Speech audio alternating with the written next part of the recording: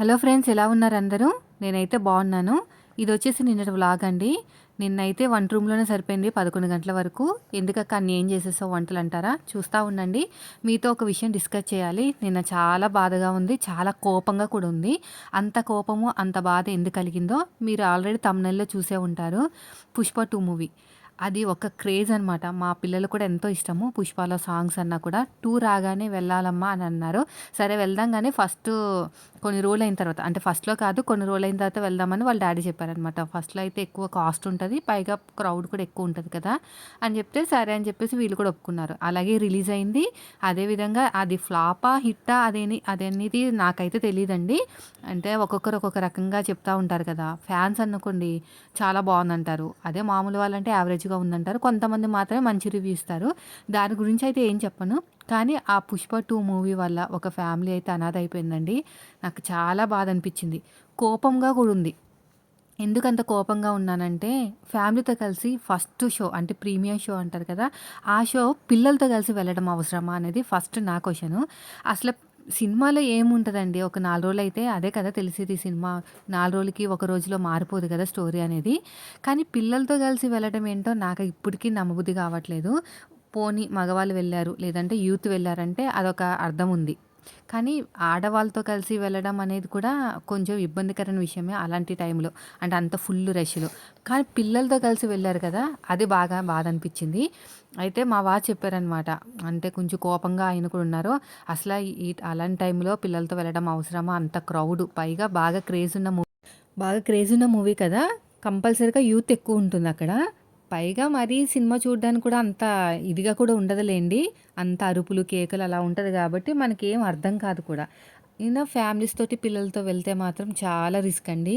పాపం నాకెంత బాధ అనిపించిందంటే మా వారు చెప్పారన్నమాట ఇలా జరిగిన ఇన్సిడెంట్ అని.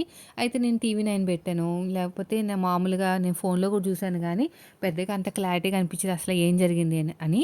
అయితే పడుకునే ముందు ఒక వీడియో చూసానండి. అప్పుడు ఓన్‌గా అంటే ఆ పర్సనే ఎవరైతే ఇన్సిడెంట్‌కి గురయ్యారో వాళ్ళే క్లియర్‌గా చెప్పారనమాట. అయితే పాప, బాబు, వైఫ్ అండ్ హస్బెండ్ అనమాట. ఈ నలుగురు కూడాని ఇంకా ప్రీమియం మూవీ అంటే ఫస్ట్ రిలీజ్ అయిన మూవీ అనుకుంటా. బాగా క్రౌడ్ ఉంటది కదా! వెళ్లారంట. ఫుల్ క్రౌడ్ ఉందంట. టికెట్లయితే మాత్రం ఆన్‌లైన్ కాదు, ఆఫ్‌లైన్ కాదు. వాళ్ళ ఫ్రెండ్స్ ద్వారా ఎలాగో దొరికినియంట టికెట్స్ అయితేని. అయితే వెళ్లారంట. ఫుల్ క్రౌడ్ ఉందంట. పాపేమో వాళ్ళ ఫాదర్ దగ్గరుందంట. బాబేమో మదర్ దగ్గరున్నారంట. అయితే బాబు, ఫాదర్ ముందుకు వెళ్లారంట. బాగా క్రౌడ్‌గా ఉంటే వాళ్ళని పక్కనుండండి. నేను వెళ్ళి తర్వాత ఫోన్ చేస్తాను. అప్పుడు అక్కడ సిట్యుయేషన్ బట్టి లోపలికి రావచ్చు అని చెప్పారంట. అయితే సరే అని చెప్పారు. వీళ్ళు పాప ఇంకా వాళ్ళ ఫాదర్ కూడా లోపలికెళ్ళిపోయారు థియేటర్ దగ్గర. కానీ వాళ్ళ మదర్ మాత్రం ఇంకా రాలేదు. పాప బాగా ఏడుస్తుందంట. "వస్తదిలే అమ్మ వస్తది. క్రౌడ్ ఉంది కదా! కొంచెం తగ్గాక రమ్మనని చెప్పాను కదా! వస్తదని" చెప్పాడంట. అయితే ఇంక ఫోన్ చేస్తుంటే స్విచ్ ఆఫ్ వస్తుందంట. ఏంటి స్విచ్ ఆఫ్ వస్తుందని చెప్తే పాప కూడా బాగా ఏడుస్తుందంట. అమ్మ దగ్గరికెళ్ళిపోతానని. సరే అని చెప్పేసి ఇంక బయటకొస్తే ఇంకా ఎలా ఉంటది చెప్పండి, క్రౌడ్‌గా ఎలా పడితే అలా ఉంటే ఇంకా పాపను వదిలేసి చూద్దామంటే కూడా అక్కడ వీలు లేదు. అయితే పక్కనున్న వాళ్ళు అంటే పక్కనున్న వాళ్ళు చెప్పారన్నమాట. పాపను ఎక్కడైనా వదిలి, అంటే క్రౌడ్ ఉంది కదా! మళ్ళీ తప్పిపోతది ఎవరి దగ్గరైనా ఉంచి, అప్పుడు వెతకండి అంటే ఇంకా కజిన్ దగ్గర వదిలేసి పాపని వెతికారంట. అయితే అక్కడ పోలీసులుంటే ఎంక్వైరీ చేస్తే ఏదో వీడియో చూపించారంట. అంటే బాబు కళ్ళు తిరిగి పడిపోవడమో, లేదంటే హార్ట్‌కి ఏదో దెబ్బ తగిలి అదొకటి ప్రథమ చికిత్సలాగా చేస్తున్నారన్నమాట. ఫస్ట్ ఎయిడ్ లాగా చేస్తుంటే ఈ బాబేనంటే అవును అని చెప్తే ఒక 4, 5 హాస్పిటల్ చుట్టూ తిరిగారంట. అంటే సరిగ్గా ఉండదు కదా రెస్పాన్స్ కొంచెం ఆ టైంలో. అయితే ఒక హాస్పిటల్ కాదని ఇంకొక హాస్పిటలు, ఇంకొక హాస్పిటల్ కాదని ఇంకొక హాస్పిటల్ అనేది తిరిగారంట. తిరిగిన తర్వాత మొత్తం మీద ఆ బాబు అయితే ఐసీయూలో ఉన్నాడు. సీరియస్‌గానే ఉంది. కానీ మదర్ మాత్రం చనిపోయిందంటండి. అబ్బా! నాకైతే వినగానే ఎంత బాధ అనిపించిందంటే, ఆ సినిమా చూడకపోతే చచ్చిపోతారా ఏంటి? కొంచెం లేట్ అయినా చూడొచ్చు కదా! పైగా రివ్యూ ఎలా ఉందో దాన్ని బట్టి కూడా మేమైతే అలాగే చేస్తామండి. ఫస్ట్ ఎగేసుకుంటూ వెళ్ళిపోము. ఫస్ట్ రివ్యూ చూస్తాం. రివ్యూ చూసి బావుంది అనిపిస్తే మాత్రం ఇంకా తర్వాత టికెట్లు దొరికేదాకా ఆగి వెళ్తాము. లేదంటే లేదు. ఈయన అలాగే ఉంటారనమాట. నేనని కాదు, మా వారు ఫస్ట్ అలాగే ఉంటారు. సీరియస్ అయిపోతారు. అంత క్రౌడ్‌లో వెళ్ళడం అవసరమా అని, ఏమన్నా జరుగుతదని. అయితే మేము 'దేవరా' మూవీకి ఫస్ట్ అయితే వెళ్ళలేదు. ఫస్టే ఈయనకి చాలా ఫేవరెట్ మాట ఎన్టీఆర్ ఫ్యాను. నేను వెళ్లి చూస్తాను అంటే వాళ్ళ ఫ్రెండ్స్‌తో వెళ్తున్నారంట.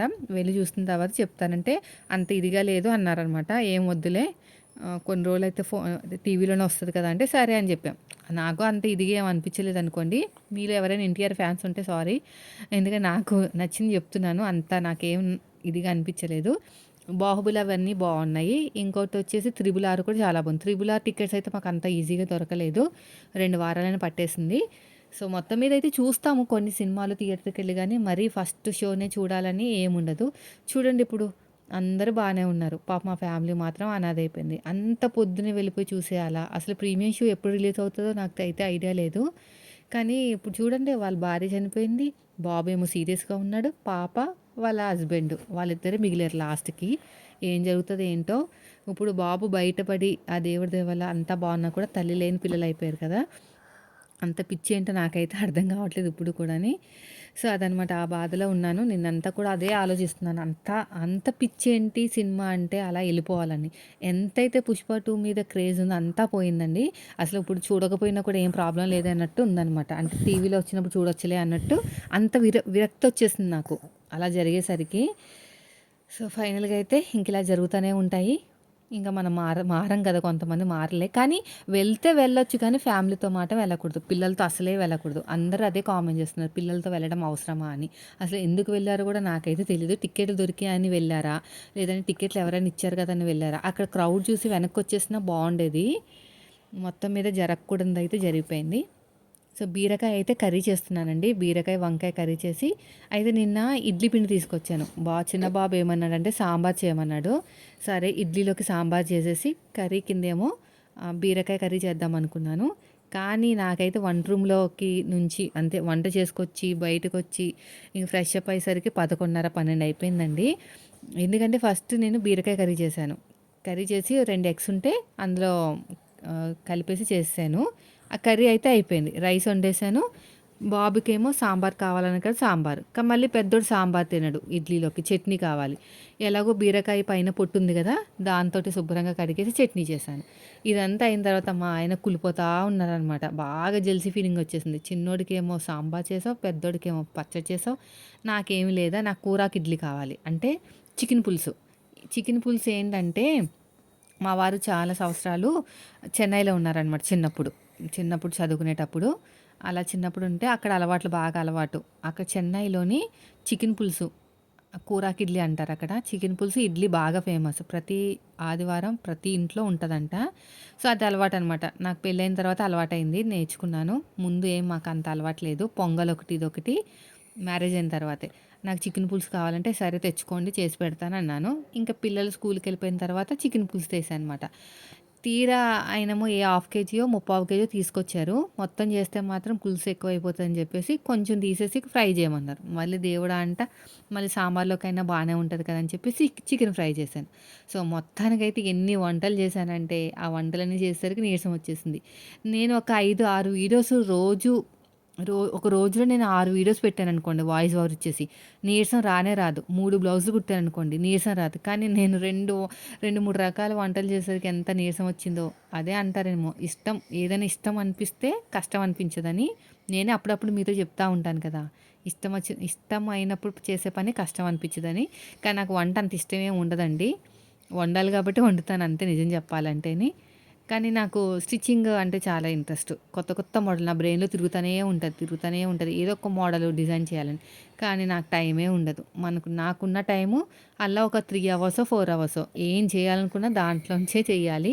మీకు నేర్పించాలన్నా, నేను నేర్చుకోవాలన్నా, కస్టమర్‌కి బ్లౌజులు కుట్టాలన్నా, 4 డబ్బులు సంపాదించాలన్నా అదే టైం అనమాట. సో, ఇది ఫైనల్ నేను చెప్పాలనుకున్నది ఏంటంటే, ఎందుకు ఆ టైంలో ఎందుకు అలా అనిపించిందో పాపం వాళ్ళకి. టికెట్లు దొరికాయని వెళ్ళినట్టున్నారండి నాకు తెలిసి. లేదంటే వెళ్లరు టికెట్లు దొరకకపోతే. అంతంత డబ్బులు పెట్టి ఎవరో ఫ్రెండ్ ఇచ్చారంట టికెట్లు. ఫ్రెండ్ ద్వారా తీసుకున్నారంట మరి. అయినా రివ్యూ చూడకుండా వెళ్ళకూడదండి. ఎంత పెద్ద ఫ్యాన్స్ ఫాలోయింగ్ ఉన్నా కూడా. అంత పిచ్చేంటో నాకైతే అర్థం కాదు. ఇప్పుడు పోయింది ప్రాణం. తిరిగొస్తుందా? ఇద్దరు పిల్లలు అనాథలైపోయారు. తల్లి లేని పిల్లలైపోయారు. మా వారు ఎంత ఫీల్ అయిపోతున్నారో. ఆవిడ మీద కోపం అనమాట. ఎళ్ళడం అవసరమా? అని. ఇంకా టైం వచ్చేసింది. వెళ్ళారు. అమ్మో! క్రౌడ్‌గా ఉన్నప్పుడు అస్సలు వెళ్ళకూడదండి. ఒక్కొక్కసారి నేను గుళ్ళకెళ్తాను కదా! గుళ్ళకైనా సరే మనకి జూ పార్క్‌లని వెళ్తాను కదా! అయితే మా వారు ఏమంటంటే, "ఈ టైంలో వెళ్ళొద్దు. హాలిడేస్ ఉంటాయి. క్రౌడ్ ఎక్కువ ఉంటదంటే." మరి ఎవరు లేని టైంలో వెళ్ళాలా? బోరుగా ఉంటది. అందరూ ఉంటేనే కదా బావుంటది అని చెప్తాననమాట.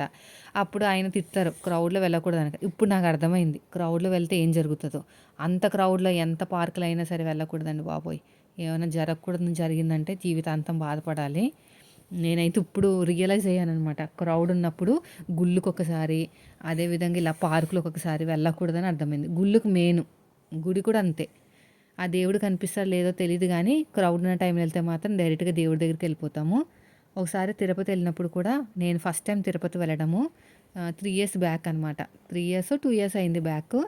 అక్కడ బాగానే క్రౌడ్ ఉంది. ఆ టైంలో కూడా మా వారు చాలా భయపడిపోయారు. ఎందుకింత భయపడిపోతారు? ప్రతి దాంట్లో ధైర్యంగా ఉంటారు కదా! అంటే క్రౌడ్ అంటే ఏమనుకున్నావు? అసల ఎక్కడ దొక్కుతారో తెలీదు. ఎక్కడ పీక మీద అడుగేసేస్తారో తెలీదు. క్రౌడ్ టైంలో అసలు చాలా జాగ్రత్తగా ఉండాలి పిల్లలతోటి అనేవారనమాట. నాకిప్పుడు అర్థమవుతుంది.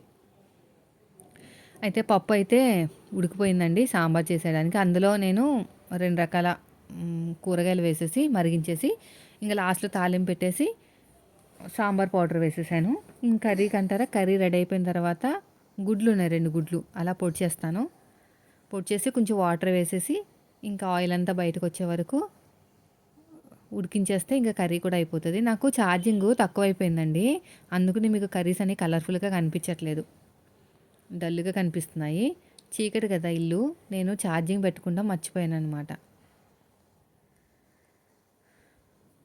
మొత్తం మీద ఫైనల్‌గా అయితే కర్రీ కూడా రెడీ అయిపోయింది. 2 గుడ్లు అలా పొడి చేశామనుకోండి, కొంచెం కలిపేస్తే కర్రీ కింద రెడీ అయిపోతది. నేను బీరకాయ ఎప్పుడు చేసినా అలా ఒక్క బీరకాయతో చెయ్యను. దానికి ఏదో అడిషనల్‌గా యాడ్ చేస్తాను. పప్పయినా ఏదైనా సరే. లేతే మనకి కనిపించదు కర్రీ అనేది. ఇంక మూత పెట్టేసి ఒక 10 నిమిషాల తర్వాత చూస్తే ఇంక ఇలా అయిపోతది కదా! మనం కొంచెం ఇలా తిప్పేసుకొని, కొంచెం వాటర్ వేసేసుకుంటే మంచిగా ఉడికిపోతది. ఇంకా పచ్చి వాసన ఏం రాదు. పక్కగా రైస్ కూడా ఉడికిపోతుంది. కొంచెం వాటర్ వేసేసి మూత పెట్టేస్తాను. ఇంకా సాంబార్ కూడా రెడీ అయిపోతుందండి. ఇంగోండి కూరగాయ ముక్కలు వేసేసాను. మరిగించేసి చింతపండు పులుసేసి, ఇంకా దింపేటప్పుడు తాలింపు పెట్టేసి, సాంబార్ పౌడర్ వేసేస్తే మనకి సాంబార్ కూడా రెడీ అయిపోయింది. ఈ 2 అయిన తర్వాత ఇంకా ఈయన అలగటం స్టార్ట్ చేశారనమాట. ఇంక అందరికి వండు నాకు వండట్లేదని. సరే బాబు తెచ్చుకోండి అంటే మళ్ళీ ఎళ్లి తెచ్చుకున్నారనమాట. తెచ్చుకునేదేదో మామూలుగా తెచ్చుకోలేదు. ఇంకా ఎక్కువ తెచ్చుకున్నారు. మళ్ళీ ఫ్రై చేయాల్సొచ్చింది. సాంబార్ అయితే రెడీ అయిపోయింది. మూత పెట్టేసాను. ఇంక కర్రీ కూడా రెడీ అయిపోతుంది. ఇంకా కొంచెం వాటర్ ఉన్నాయి. ఇంకా పిల్లలు కూడా స్నానాలు చేపించేసానండి. వేడి వేడిగా ఉంది ఇడ్లీ. ఇంక ఇడ్లీ పెట్టేసి ఇంక చిన్నాయనకి సాంబారు.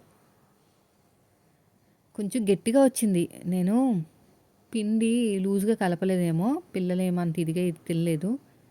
బయటే పెట్టానండి. ఫ్రిడ్జ్‌లో పెట్టలేదు. ఎందుకంటే ఫ్రెష్‌గా అప్పుడే రుబ్బుతున్నారనమాట. ఇంక గ్రీన్ కలర్ చట్నీ. మా వాళ్ళకి చెప్తే గ్రీన్ కలర్ చట్నీ అంటే బాగా ఇష్టంగా తింటారు. గ్రీను, యెల్లో, రెడ్ అలా చెప్తా ఉంటాననమాట. రెడ్ కలర్ చట్నీ అంటే ఎండుమిరపకాయలు. గ్రీన్ కలర్ చట్నీ అంటే ఇంగో దీంతో చేసింది. ఇంకా యెల్లో కలర్ చట్నీ అంటే మనకి శనగపిండి చట్నీ అనమాట. అలా కొంచెం ఇంట్రెస్ట్‌గా తింటారు అలా చెప్తే. మీరు కూడా ట్రై చేసి చూడండి మీ చిన్న పిల్లలుంటే. ఇంక మా వాడు చూడండి అసలా ఎక్కడో ఎవరో దగ్గర నేర్చుకున్నట్టే చేస్తాడండి. అందులో వేసుకొని అంటే ఇడ్లీ ముక్కలు సాంబార్లో వేసుకొని చట్నీ ఏమో దీంతో తిని అసలు నాకు కూడా తెలీదు అంత ఏజ్‌లో అలా తినాలని. తొందరగా క్యాప్చర్ చేస్తారనమాట. సో, నేనైతే ఇంకా రెడీ చేసేసాను పిల్లల్ని. ఇంకా ఎవరి షూస్‌లో వాళ్ళేసుకుంటున్నారు. కొంచెం హడావిడి అయిపోయింది. నేను వంట రూమ్‌లో ఎక్కువ సేపు ఉన్నాను కదా! ఇంకా ఈయన రెడీ చేసేసరికి 8:30 దాటేసింది. ఇంక పిల్లలు స్కూల్‌కి వెళ్ళగానే మళ్ళీ నాకు ఇంకొక వంట. అది కూరాకు ఇడ్లీ అంటే చికెన్ పులుసు మాట. ఫస్ట్ వచ్చేసి ఆయిల్ వేసేసుకోవాలండి. తర్వాత ముక్కలు సన్నగా ఆహ్, ఇలాగా కట్ చేసుకోవాలి. బాగా ఫ్రై చేసుకోవాలి. చాలా సింపులే. టేస్ట్ కూడా చాలా బావుంటుంది. కానీ అలవాటుండాలి. నాకు ఫస్ట్‌లో ఏదో కొత్తగా అనిపించింది. ఇడ్లీలోకి చికెన్ పులుసా? ఇదేం పులుసు అనుకునేదాన్ని. కానీ నాకు కూడా బాగా అలవాటయిపోయిందనమాట. బాగా ఫ్రై చేసిన తర్వాత ఉప్పు, పసుపు వేసేయాలి. టమాటా ఖచ్చితంగా ఉండాలి. టమాటా లేకపోతే బాగోదు. ఉప్పు వేసాను. తర్వాత పసుపు. ఆ తర్వాత చెక్క, మొగ్గ, లవంగం అదేవిధంగా మనకి ఒక పింక్ కలర్‌లో పువ్వు ఉంటది చూసారా? దాన్ని ఏదో అంటారండి. గుర్తు రావట్లేదు. నేను చెప్తాలేండి ఈసారి వంట చేసినప్పుడు, నాకు గుర్తు రావట్లేదు. ఇంక అవన్నీ వేసేసాను. పువ్వులాగా ఉంటదని. పింక్ కలర్‌లో ఉంటదనమాట. మీకు గుర్తుంటే కామెంట్ చేయండి. నాకు ఈ వీడియో ఎడిటింగ్ చేసేటప్పుడు గుర్తు రావట్లేదు. ఇవి ఒక టమాటా వేశాను. బాగా మగ్గపెట్టేసి దీంట్లో ఏం చేయాలంటే ఉప్పు, పసుపు, మళ్ళీ కారం వేసేయాలి. ఆల్రెడీ పక్కన కొంచెం చికెన్ పెట్టుకున్నాను. ఈ చికెన్ వేసేసి బాగా మగ్గపెట్టేసేయాలి.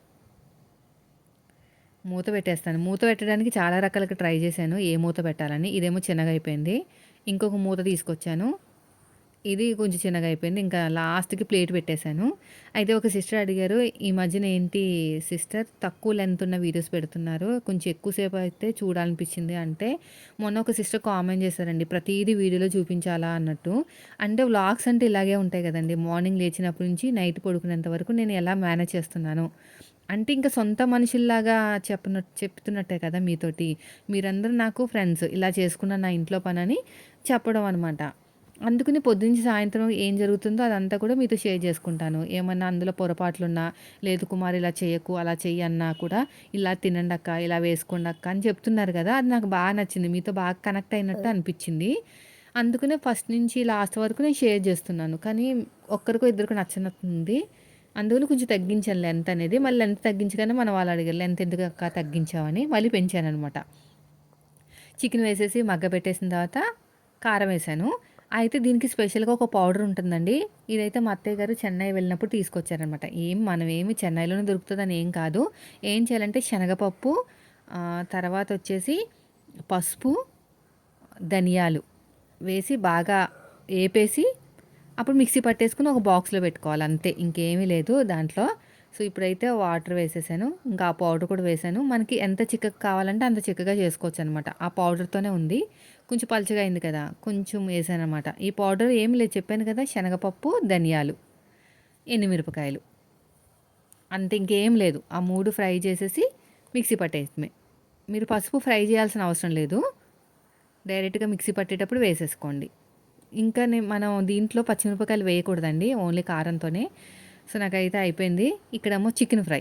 చికెన్ ఫ్రై అంటే ఎలా ఉంటదంటే సింపుల్. చాలా సింపుల్‌గా చేసేసాను. ఉల్లిపాయలు ఫ్రై చేశాను. అల్లం వెల్లుల్లి పేస్ట్ వేసేసాను. ఆల్రెడీ పక్కన ఉడకపెట్టి పెట్టుకున్నానండి చికెను. కొంచెం నీళ్ళు వేసుకొని కొద్దిగా అప్పుడు మనకి మెత్తగా ఉంటదనమాట. గట్టిపడదు ముక్క అనేది ఉడకపెట్టి ఉంచుకుంటే. ఇలా బాగా ఫ్రై చేసేయాలండి.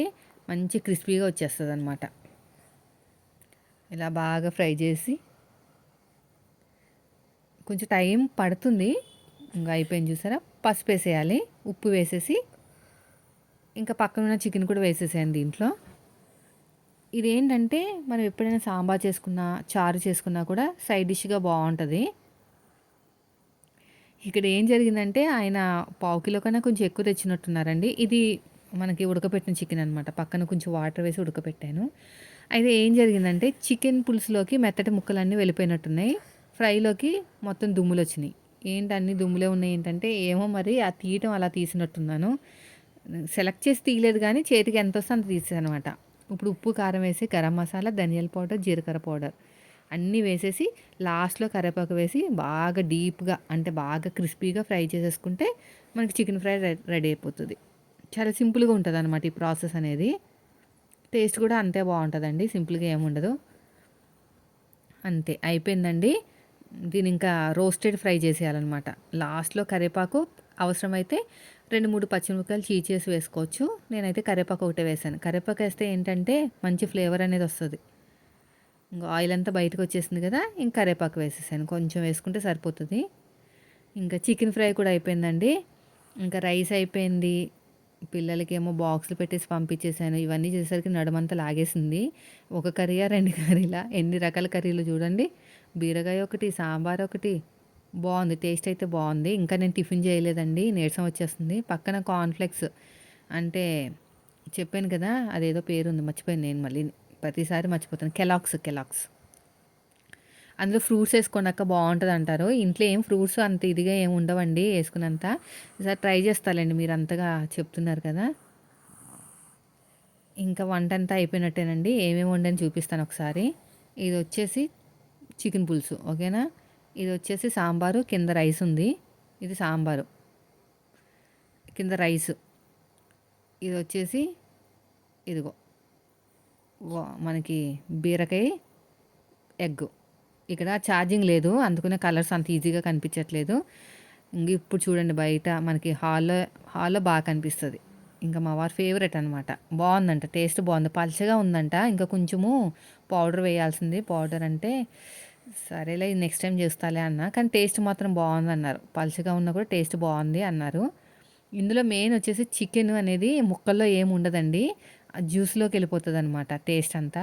అందుకని జ్యూస్ బాగుంటుంది. ఒకసారి మీరు కూడా ట్రై చేయండి. చూడండి నా వంట రూమ్ ఎంత అందంగా ఉందో. ఇప్పుడు అంతా క్లీన్ చేసేసరికి సరిపోతుంది. సో క్లీన్ అయితే చేశాను. బయట చూస్తే వాతావరణం కొంచెం ఎండ వచ్చేలా ఉంది. బట్టలు అయితే వేసేయాలనుకున్నాను. బట్టలు వేస్తేనే కదా మళ్ళీ ఆరాలి.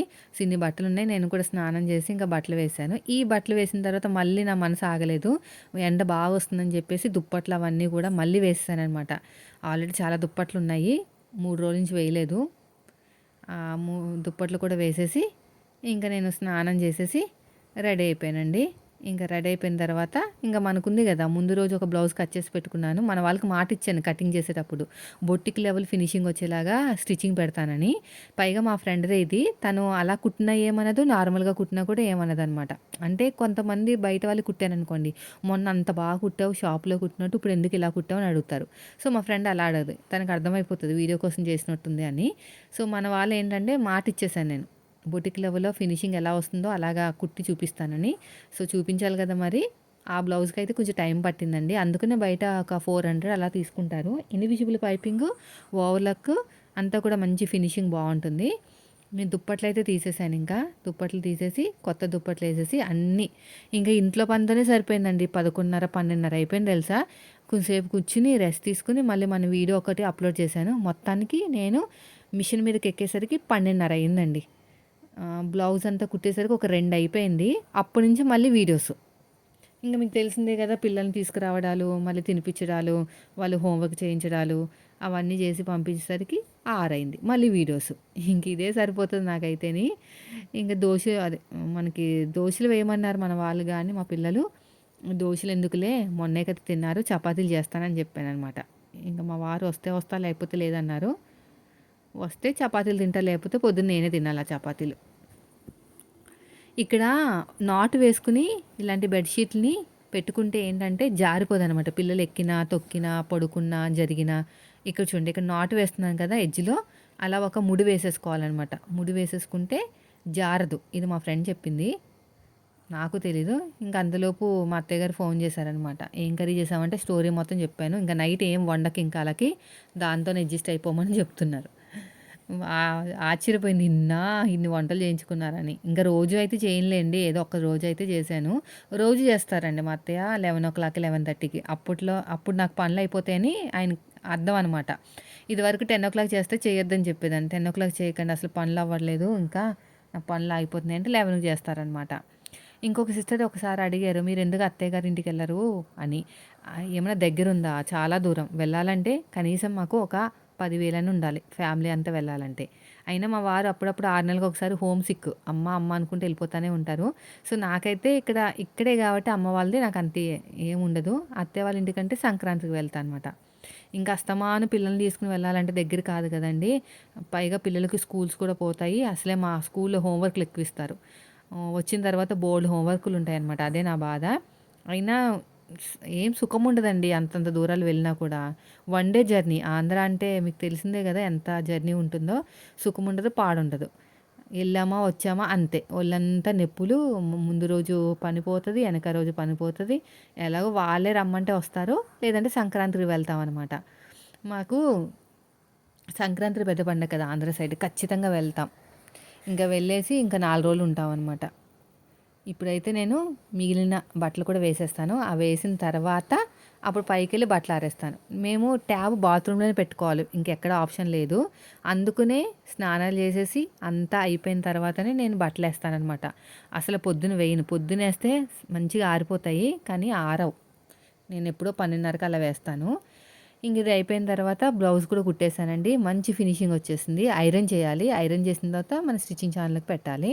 సో మొత్తం ఇల్లంతా తుడిచేసి పిల్లల్ని తీసుకొచ్చి చదివించేసి ట్యూషన్కి పంపించేసి మళ్ళీ తీసుకొచ్చేసాను. తీసుకొచ్చిన తర్వాత నేను పిండి కలపడం మర్చిపోయానండి. అంటే మన ఛానల్‌కి ఒక స్టిచ్చింగ్ వీడియో పెట్టాననమాట. దాంట్లో పడిపోయి మర్చిపోయాను. ఇంకా మన వ్లాగ్స్ ఛానల్‌లో నేను రివ్యూ పెడతా ఉంటాను కదా!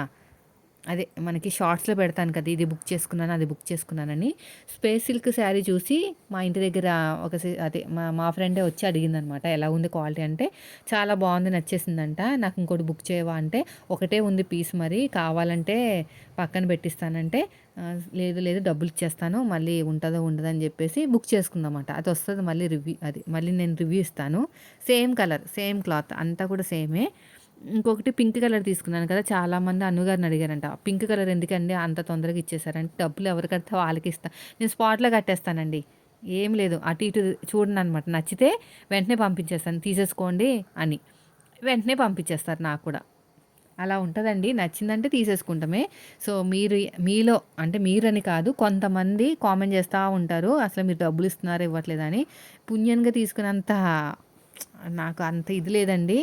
నేను డబ్బులు పెట్టే తీసుకుంటాను. రివ్యూ మాత్రం చాలా హానెస్ట్‌గా ఇస్తాను. అది నాకు అనుగారి దగ్గర నచ్చింది ఏంటంటే, మీకు ఏది నచ్చితే అదే చెప్పండి. నాకు ఫేవర్‌గా చెప్పొద్దని ఫస్ట్‌లోనే చెప్పారు. ఎందుకంటే నేను ఫేవర్‌గా చెప్పాననుకోండి, రేపన్న రోజున వాళ్ళు బుక్ చేసిన తర్వాత ఆవిడకే బ్యాడ్ నేమ్ వస్తది కదా! ఇలా ఇచ్చారు మరి రివ్యూ అలా ఉంది ఏంటని. కాబట్టి మీరు ఏమనుకుంటున్నారో, మీకు ఏమనిపించిందో అదే చెప్పండి. మీ వాళ్ళు ఇంపార్టెంట్ నేను కాదని ముందే చెప్పారనమాట. అది నాకు బాగా నచ్చి మాకు కాస్త ఫ్రెండ్‌షిప్‌గా మారిపోయింది. ఇప్పుడు నన్ను ఎవరైనా నెగెటివ్ కామెంట్ చేశారనుకోండి, నాకన్నా ఎక్కువ ఆవిడే బాధపడిపోతదండి. ఫోన్ చేసి మరి అయ్యో! నా వల్లే మీకు ఇలా కలిగిందంటే అదంత సీన్ ఏం లేదండి. వాళ్ళకి క్వాలిటీ వాల్యూ తెలీదు అంతే. నాకు తెలీదేంటి ఈ మధ్యన నాకు బాగా క్వాలిటీ అనేది బాగా అర్థమైపోయిందనమాట. బయట ఎప్పుడు కొన్నా కూడా, ఎక్కడ కొన్నా కూడా నాకు ఈజీగా దొరికిపోతుంది క్వాలిటీ ఉందా లేదా అని. దీనికి ఇంత రేటు పెట్టొచ్చా అని ఈజీగా నాకు అర్థమైపోతుంది. ఆ నాలెడ్జ్ అయితే వచ్చింది. ఇంకా చపాతీలు చేసేసాను. కర్రీ కూడా ఉంది కదా! అది ఎగ్ కర్రీ. ఇంకా పిల్లలకి తినిపించేసి నేను తినేసి పడుకున్నాను. సో, ఇదండి ఈరోజు వ్లాగ్. నచ్చితే మాత్రం ఖచ్చితంగా లైక్ చేయండి. Thank you for watching.